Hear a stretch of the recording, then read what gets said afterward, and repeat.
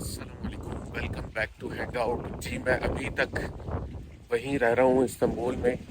मुझसे अक्सर कॉमनली लोगों के सवाल आ रहे होते हैं कि क्या हुआ, आपने वीडियोस बनाना छोड़ दिए या आप टर्की से चले गए। मैं अभी भी टर्की में रह रहा हूँ और वहीं रह रहा हूँ जहाँ आपने प्रीवियस वीडियोस में मुझे देखा होगा। वही कंपाउंड है, वही लोकेशन है। हाँ, लाइफ थोड़ी टफ हो गई है यहाँ। महंगाई हो गई है, इन्फ्लेशन रेट बहुत हाई हो गया है। डॉलर जो है वो यहाँ बहुत एक्सपेंसिव हो गया है। टर्की का जो सबसे बड़ा प्रॉब्लम है वो ये कि यहाँ जो लोग कमा रहे हैं वो कमा टर्किश लीरा रहे हैं, लेकिन जो यहाँ एक्सपेंसेस हैं वो अगर आप इंटरनेशनली कंपेयर करें तो वो डॉलर के कंपेयर चल रहे होते हैं। ये टर्की इटसेल्फ एक एग्रीकल्चर कंट्री है, मैन्युफैक्चरिंग कंट्री है और इंडस्ट्रियलाइजेशन भी है यहाँ, टूरिज़्म भी है। इवन देन यहाँ पर जो एग्रीकल्चर आइटम हैं या डेयरी प्रोडक्ट्स हैं वो ऐसा नहीं है कि बहुत सस्ती मिल रही हैं। हाँ, अगर आप टर्की को मैप को भी अगर आप देखें तो टर्की में कुछ सिटीज़ ऐसे हैं जिनकी मार्केट कंपैरेटिवली बिल्कुल डिफरेंट है और बाकी कंट्री के जितने सिटीज़ हैं उनकी मार्केट बिल्कुल डिफरेंट है। अगर हम इस्तांबुल की बात करें जहाँ मैं खुद रहता हूँ, तो इस्तांबुल इटसेल्फ बहुत ज़्यादा एक्सपेंसिव सिटी है। यहाँ आपको गोश्त भी बहुत एक्सपेंसिव मिल रहा है, यहाँ आपको डेयरी प्रोडक्ट्स भी बहुत महंगी मिल रही हैं, यहाँ आपको वेजिटेबल्स भी जो हैं वो बहुत एक्सपेंसिव हैं। यहाँ जहाँ बाकी अगर आप इसी तरह इज़मीर, बुर्सा, अंकारा, अंतालिया इनको देखें तो इनमें भी चीज़ें काफ़ी एक्सपेंसिव हो गई हैं, लेकिन इस्तांबुल की मार्केट बिल्कुल डिफरेंट है। इस्तांबुल में हर एक सिटी के कुछ प्रॉज एंड कॉन्स होते हैं, कहीं पे कुछ अपॉर्चुनिटीज़ होती हैं तो वहाँ पे प्रॉब्लम भी होते हैं। यहाँ टर्की में ऐसा नहीं है कि लोग जो हैं वो अपना सामान छोड़ छोड़ के भाग रहे हैं। यहाँ मैं खुद रह रहा हूँ, मुझे 4 साल हो गए हैं, मोर देन 4.5 ईयर्स। यहाँ इस तरह और बहुत सारी फैमिलीज़ रह रही हैं और वहाँ एक्सपेंसेस हमारे जो पहले 5,000-6,000 लीरा में हमारे मंथली ग्रॉसरी और एक्सपेंसेस कंप्लीट हो जाते थे, वो अब 30,000 प्लस पे पहुंच गए हैं। चीज़ें महंगी हो गई हैं, लेकिन इवन देन बहुत सारी चीज़ें हैं जो आपको यहाँ फैसिलिटेट करती हैं। अगर आप इनको कंपेयर कर रहे हैं कि यहाँ आना और सेट होना, ये दोनों एक डिफरेंट चीज़ें हैं। टर्की में आना बहुत आसान है, लेकिन टर्की में सेट होना बहुत मुश्किल है। यहाँ की जो डॉक्यूमेंटेशन है, यहाँ जो प्रोसीजर्स हैं, Turkey is not a foreigner friendly country. यहाँ अगर आप घूमने आ रहे हैं, यहाँ आप एक्सप्लोर करने आ रहे हैं, तो आप तो यहाँ बहुत इंजॉय करेंगे, फैसिलिटेट होंगे। और अगर यहाँ आप सेट होने के लिए भी आते हैं तो स्टार्ट में आपको महीना, 2 महीना, 3 महीना तो आप बहुत ही इंजॉय करते हैं, बहुत ही ज़्यादा फैसिलिटेट होते हैं। वेदर जो है इस वक्त अप्रैल 20 अप्रैल 21 अप्रैल चल रहा है और वेदर जो है वो बहुत ही ज़बरदस्त है। आप वेदर को एंजॉय करते हैं, यहाँ आप लैंडस्केप को एंजॉय करते हैं, यहाँ बहुत सारी चीज़ों को एंजॉय करते हैं। लेकिन वंस जब आप यहाँ सेटल डाउन होने लगते हैं तो यहाँ आपको सबसे ज़्यादा जो प्रॉब्लम आता है वो लैंग्वेज की वजह से आता है। लोग यहाँ रहते रहते हैं, कई कई साल गुजर जाते हैं, लैंग्वेज पे फोकस नहीं करते, जिसकी वजह से उनको हर एक स्टेज के ऊपर प्रॉब्लम होता है। यहाँ आने से पहले हर एक को ये चाहिए कि अपना पहले प्रॉपर होमवर्क करें। लोग यहाँ आते हैं बहुत सारे ये सोच के, डिफरेंट वीडियोस देख के यहाँ के मैं यहाँ आऊँगा और आके यहाँ सेट हो जाऊँगा, मैं पाकिस्तान की इनकम से या आप इंडिया की इनकम से या इन जैसे कंट्रीज़ की इनकम से यहाँ आप सर्वाइव कर सकते हैं, तो इट इज़ नॉट पॉसिबल।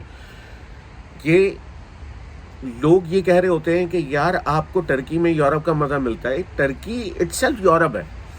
यहाँ आपको जो आपके एक्सपेंसेस हैं वो वही हैं जो यूरोप में हैं। इवन बाज़ कुछ यूरोप के कंट्रीज़ में आपको यहाँ से सस्ती चीज़ें मिल जाती हैं, यहाँ से सस्ती ग्रॉसरी मिल जाती है, यहाँ से सस्ती मीट मिल जाता है। यहाँ मीट बहुत एक्सपेंसिव हो गया है। मीट के डिफरेंट पोर्शंस के प्राइस अलग अलग हैं। यहाँ मीट के प्राइस, अगर आप बीफ को देखें तो बीफ के प्राइस मिनिमम 400 से स्टार्ट होते हैं। हाँ, समटाइम्स कुछ स्टोर्स हैं ऐसे, जैसे अनपा ग्रोस है, मेगा सेंटर है, वहाँ 350 टर्किश लीरा पे भी आपको मीट मिल जाता है। लेकिन वो डिपेंड करता है कि वो किस पोर्शन का मीट है। अगर आप बहुत ही हाई क्वालिटी स्टेक का मीट ले रहे हैं तो it will cost you 700 plus. तो आपकी जो मंथली ग्रॉसरी है वो डिपेंड करती है आपके लाइफ स्टाइल पे। अगर हाँ, हम जैसे फॉर एग्जांपल जैसे हमारा 30,000 प्लस एक्सपेंसेस हैं हमारे, तो अल्हम्दुलिल्लाह हमारी ग्रॉसरी बहुत अच्छी होती है, हम बहुत अच्छा खा रहे हैं, बहुत अच्छा लाइफ स्टाइल है हमारा, बहुत अच्छे से हम रह रहे हैं, एक अच्छी लग्जरी लाइफ जी रहे हैं अल्हम्दुलिल्लाह। लेकिन इसमें बहुत सारी चीज़ें हैं जो ऐड नहीं है। लोग अभी भी टर्की आ रहे हैं, लोग टर्की से जा भी रहे हैं, सबके रीजंस डिफरेंट हैं। कोई जॉब यहाँ ढूंढने आया था, उसको अकॉर्डिंगली उसके डोमेन की जॉब नहीं मिली। कोई यहाँ बिजनेस सेट करने आया था, उसका बिजनेस अकॉर्डिंगली सेट नहीं हुआ। किसी के ऑब्जेक्टिव डिफरेंट थे, किसी के ऑब्जेक्टिव डिफरेंट थे। अगर उनके वो ऑब्जेक्टिव वहाँ अचीव नहीं हो रहे तो लोग छोड़ के जा रहे हैं। बच्चे मेरे गवर्नमेंट स्कूल में जाते हैं, इवन देन गवर्नमेंट स्कूल की यहाँ कोई फीस नहीं है। इवन देन आपको मिसलिनियस एक्सपेंसेस आपके बहुत होते हैं, और वो अगर आप पाकिस्तान और इंडिया जैसे और बांग्लादेश जैसे कंट्री से कंपेयर करते हैं तो वो बहुत ज़्यादा होते हैं। जैसे मेरी बड़ी बेटी है, वो 8th क्लास में है, वो उसकी स्कूल की फ़ीस तो नहीं है कोई भी, लेकिन उसकी कोचिंग की फ़ीस वे मोर देन स्कूल एक्सपेंसेस हैं।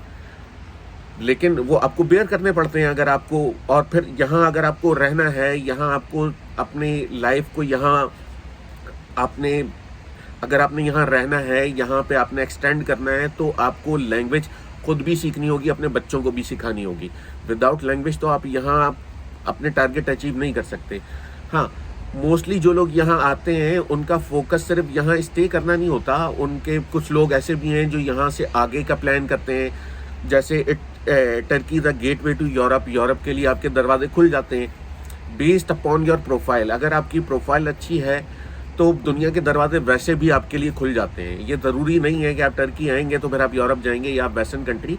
इवन देन बहुत सारे लोग, आपको ऐसी वीडियोस मिल जाएंगे कि लोग जर्मनी छोड़ के जा रहे हैं, लोग फ्रांस छोड़ के जा रहे हैं, लोग इंग्लैंड छोड़ के जा रहे हैं, लोग कनाडा छोड़ के जा रहे हैं, लोग मुख्तलिफ कंट्रीज से माइग्रेट करके मुख्तलिफ कंट्रीज़ में जा रहे हैं।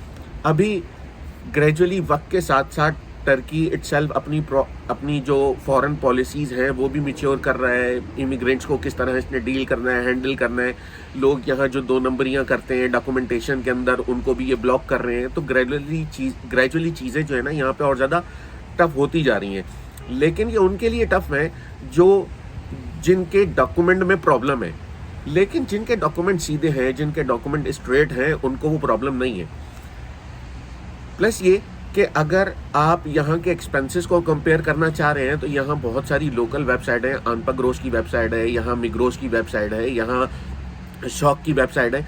आप इन तमाम वेबसाइट पे तमाम तर प्राइजेस कंपेयर करें कि जी मीट के क्या प्राइस हैं, मंथली एक्सपेंसेस के क्या प्राइस हैं। आप यहाँ आपकी मंथली एक अपना बजट बनाएं, कैलकुलेशन करें, खुद अपनी प्रॉपर प्लानिंग करें अगर आप यहाँ आना चाहते हैं। और फिर उसके बाद आप यहाँ जो आ रहे हैं तो आप किस पेस में आना चाहते हैं, क्योंकि कॉमनली यहाँ अब यहाँ टूरिस्टिक टीआरसी जिसके ऊपर लोग यहाँ आते थे वो लोगों के लिए कॉमनली ओपन नहीं है। हाँ, इवन देन लोगों को मिलते हैं टूरिस्टिक टीआरसी, लेकिन आपको प्रूव करना पड़ता है कि आप टूरिस्ट हैं। आप यहाँ सेट होने के लिए नहीं आए, आप यहाँ एक सर्टेन टाइम रहेंगे, उसके बाद आप चले जाएंगे। उसमें आपकी ट्रैवलिंग प्रोफाइल बहुत ज़्यादा वैल्यू रखती है। अगर आपकी ट्रैवलिंग प्रोफाइल नहीं है तो आपको टूरिस्टिक टीआरसी में भी प्रॉब्लम होते हैं। फिर अगर आप यहाँ प्रॉपर्टी ले रहे हैं तो मिनिमम प्रॉपर्टी का थ्रेशोल्ड $200,000 हो गया है। क्या आप अफोर्ड कर सकते हैं कि आपका इतना बजट है कि आप $200,000 स्पेंड करें? जब आपने यहाँ आना है तो फिर यहाँ ट्रैवलिंग एक्सपेंसेस भी हैं, वो अच्छे खासे एक्सपेंसेस हो गए हैं। उनके अल्टरनेटिव भी हैं कि आप मंथली पैकेज ले लें तो आपको उसमें कुछ कंपनसेशन मिल जाता है। लेकिन इट डिपेंड्स कि अगर आप फ्रीक्वेंट ट्रैवल हैं तो अपना मंथली पास बनवाएं। लेकिन अगर आप फ्रीक्वेंट ट्रैवलर नहीं है तो आपको, या आपने डेली ट्रैवल नहीं करना, तो आपको उसकी पास की ज़रूरत नहीं, क्योंकि वो पास आपका मंथली, जब उसका मंथली साइकिल कंप्लीट होगा तो एक्सपायर हो जाएगा। देन उसके अलावा आपके पास यहाँ जॉब अगर आपको कोई मिल जाती है, जॉब यहाँ मिलती है लोगों को। ऐसा नहीं है कि जॉबें नहीं है। ये एक मेट्रोपॉलिटन सिटी है। जैसे लोग दुबई में जाके अपने ऑफिसेस खोलते हैं तो यहाँ पर भी बहुत सारी बड़ी बड़ी ऑर्गेनाइजेशंस के यहाँ पर भी ऑफिस मौजूद हैं। और ये एक इंडस्ट्रियलाइजेशन की तरफ एक कंट्री जा रहा है। बहुत सारे कंट्रीज़ जो हैं यूरोप के बिटवीन, जब डिफरेंट वॉर्स वगैरह जब स्टार्ट हुई और चाइना के साथ प्रॉब्लम क्रिएट हुए, तो टर्की से सारी एक्सपोर्ट होती थी। पॉलीमर का यहाँ बहुत बड़ा बिजनेस है, प्लास्टिक, यहाँ और भी बहुत सारे बिजनेसेस हैं जो यहाँ मैन्युफैक्चरिंग हो रही है। यहाँ गारमेंट्स की बहुत मैन्युफैक्चरिंग हो रही है, यहाँ मतलब यहाँ है मैन्युफैक्चरिंग। तो यहाँ से चीज़ें एक्सपोर्ट होती हैं ऑल अक्रॉस द ग्लोब। अगर आप यहाँ आ रहे हैं और आपका यहाँ कोई बिजनेस सेटअप करने का है प्लान, तो अपना होमवर्क ज़रूर करें। यहाँ लोग आते हैं और चले जाते हैं, मोस्टली वो जो अपना होमवर्क नहीं करते या फिर किसी पे डिपेंड होते हैं। आप यहाँ आ रहे हैं, अपना होमवर्क कंप्लीट करें। यहाँ आना और सेट होना ये बिल्कुल डिफरेंट चीज़ें हैं। महंगाई अपनी जगह है, कांस्टेंट फ्लो ऑफ रेवेन्यू आपको चाहिए होगा। जिनके पास पैसा होता है उनके लिए तो पूरी दुनिया खुली है, लेकिन जिनके पास बहुत टाइट बजट होता है उनके लिए प्रॉब्लम है बहुत ज़्यादा। अनटिल अनलेस कि आपके पास कोई एक्स्ट्रा स्किल सेट हो। आपको यहाँ आपको टर्किश लैंग्वेज में प्रॉब्लम होता है, वहाँ पे आपको इंग्लिश लैंग्वेज का एज भी मिल जाता है कि अगर आपको इंग्लिश लैंग्वेज आती है तो आप उससे भी आपको लेवरेज मिल जाएगी और आपको उससे भी बेनिफिट मिलेगा। लेकिन आपको यहाँ अगर कोई जॉब ढूंढनी है तो उसके लिए सबसे पहले आपको लैंग्वेज करनी पड़ेगी। लैंग्वेज जब तक आपकी नहीं होगी, Turkish language, you can not find even a single job. और अगर यहाँ आप ये सोच के आ रहे हैं कि आप लेबर की जॉब कर लेंगे, तो लेबर की जॉब यहाँ नहीं मिलती। यहाँ लेबर की जॉब आपको इलीगल मिल रही होती है, इलीगल लोग काम करते हैं, फिर इलीगली यहाँ बहुत प्रॉब्लम होते हैं। यहाँ जो पॉलिसीज़ बनाई जा रही हैं इस वक्त करंटली, और जो भी इमिग्रेशन के जो लॉज में चेंजिंग आई है, जो नए डॉक्यूमेंट्स रिक्वायर्ड किए गए हैं अब रिन्यूअल के लिए भी या आपके रेजिडेंस अप्लाई करने के लिए भी, उनका फोकस यही है कि जो डॉक्यूमेंटेशन, फेक डॉक्यूमेंटेशन लोग अप्लाई करते हैं या एजेंट से लेके बनवा लेते हैं, उनका रास्ता बंद किया जाए। आपके अगर प्रॉपर डॉक्यूमेंटेशन है, आपने ये देखना है, होमवर्क लाजमी करना है आपने कि अगर आप यहाँ टर्की आ रहे हैं तो आप क्यों आ रहे हैं, आपका ऑब्जेक्टिव क्या है, आपके पास बजट कितना है, क्या उस बजट के अंदर आप यहाँ की जो पॉलिसीज़ हैं उनको फुलफिल कर सकते हैं।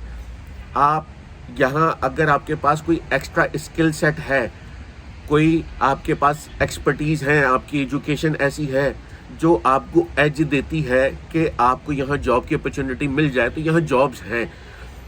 आप बहुत सारे ऑनलाइन पोर्टल भी हैं, इस पे भी मेरी वीडियोस हैं कि यहाँ आप जॉब के लिए कौन कौन से पोर्टल्स हैं, आप उन पे जॉब ढूंढ सकते हैं। ऊपर भी मैं लिंक दूंगा, आप वो उसको भी, लिंक को भी आप देख लीजिएगा, उस वीडियो को भी।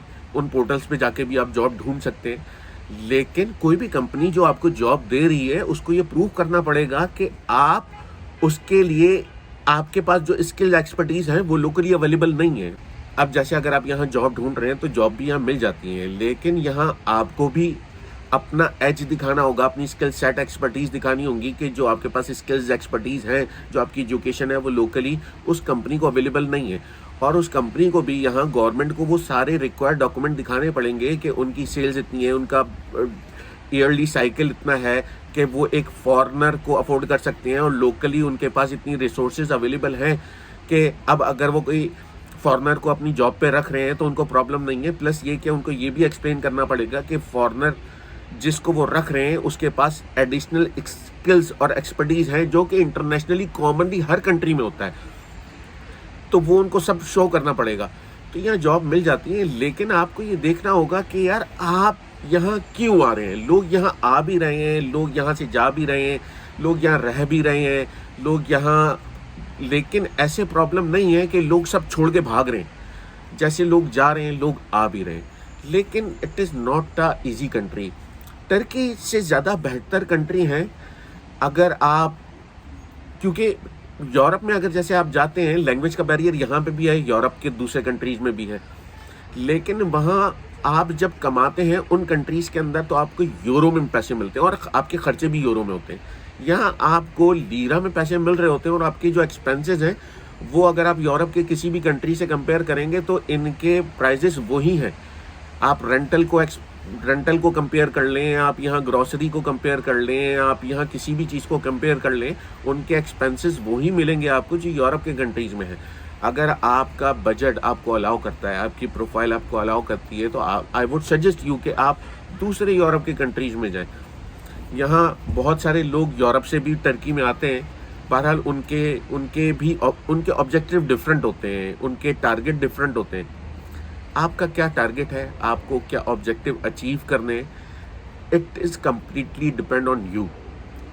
अपना होमवर्क ज़रूर करें, चीज़ों को प्रॉपर्ली कंपेयर करें, प्रॉपर्ली एनालाइज करें। महंगाई यहाँ है, जॉब ढूंढना इतना आसान नहीं है। आपको जॉब ढूंढने के लिए अपनी स्किल्स, एक्सपर्टीज़ और इम्प्रूव करने पड़ेंगी। लैंग्वेज का बैरियर ख़त्म करने पड़ेगा, तो आपको यहाँ जॉब मिल सकती है। जॉब मिल जाएगी तो वर्क परमिट के ऊपर आप अपनी फैमिली को यहाँ सेट कर सकते हैं। वरना प्रॉपर्टी के ऊपर यहाँ सेट करना minimum $200,000 is not easy with the tight budget. Then बाकी आपको कोई क्वेश्चन हो तो आप मुझसे पूछिएगा, मैं इंशाल्लाह I try my best to answer each and every question. और नेक्स्ट वीडियो तक के लिए अस्सलाम वालेकुम, have a good care of yourself.